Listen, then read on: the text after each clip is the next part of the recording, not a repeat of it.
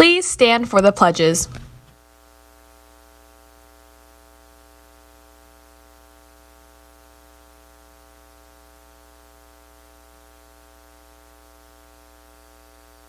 I pledge allegiance to the flag of the United States of America and to the republic for which it stands, one nation, under God, indivisible, with liberty and justice for all. And now for the Texas Pledge. Honor the Texas flag. I pledge allegiance to thee, Texas, one state, under God, one and indivisible. Please be seated for a moment of silence.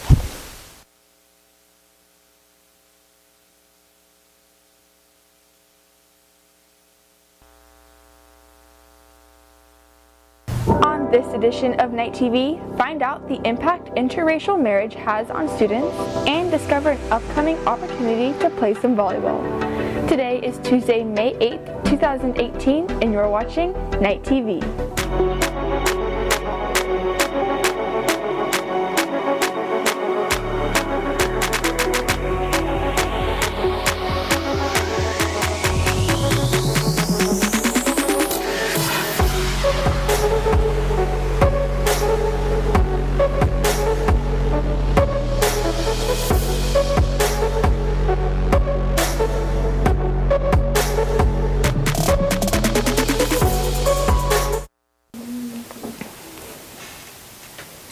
Good morning, Knights. I hope this week hasn't gotten too crazy for you yet with advanced placement exams, but if you're like me and the craziness started yesterday, then I'm going to give you a calm in the storm for these next few minutes.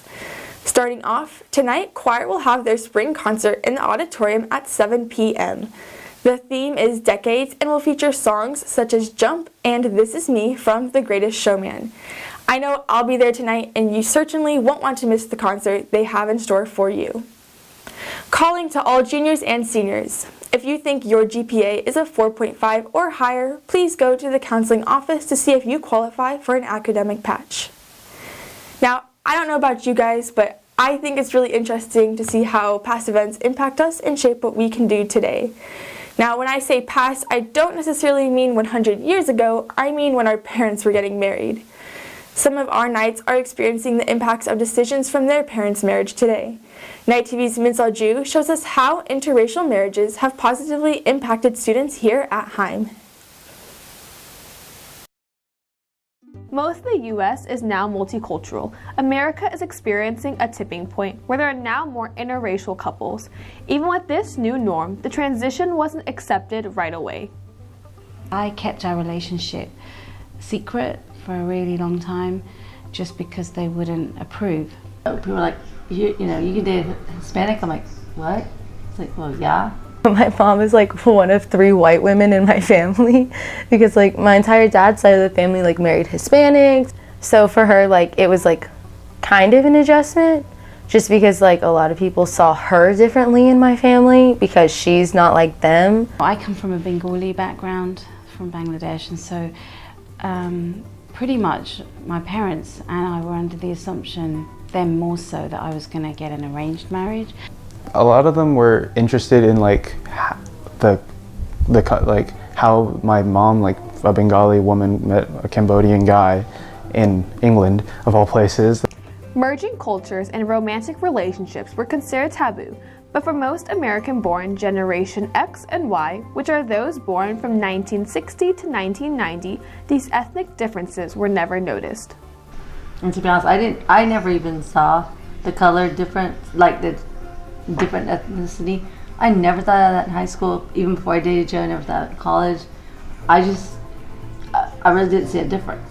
In some cultures, our grandparents line up suitors for an arranged marriage, but some American-born children didn't agree with their love life being dictated by their parents.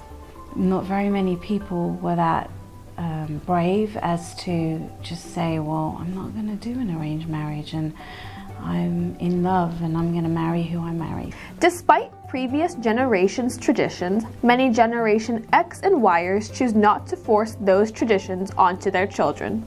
I think it's good to know it. I don't think it's something that doesn't drive me. I would prefer that we we are who we are, you know, based on you know, our experiences. I'm not a big proponent of pushing the past. We don't really do any like cultural differences, I guess. Like, we just kind of do what we like, and if it fits, then it fits. But there are still some Generation X and Yers that did wish their children were more connected to their culture. That is another regret, language and religion. The grandmother tries to keep that instilled in them. I wish I spoke all the languages that like my mom speaks. She speaks Bengali with her mom and her family, and I want to know what they're saying. I want to learn the language. These biracial teens, who are a part of Generation Z, have learned how their parents choose who they date, adjust to language barriers, and racial prejudice. After learning from their parents' experience, these teens are now free to choose how they live their lives and who they choose to be culturally. That's super cool how students here are being impacted by their parents' decisions. But what's also super cool is that our Volleyball Booster Club is hosting its annual sand volleyball tournament this Saturday from 1 to 5:30 p.m. at the beach. The tournament is open to all grade levels, so get your team together and join them for a fun-filled afternoon. If you want to sign up, scan the QR code on the flyers that are posted around the school. The cost is $40 per team, and the Booster Club will be in the cafeteria from tomorrow until Friday for registration and payment as well. That's all I have for you today, Knights. Be sure to follow us on Twitter at @Knight_TV for future polls and a link to view Minsal's documentary. I'm Ashley Moore. Good luck on all of your AP tests, and always remember to keep it noble, Knights.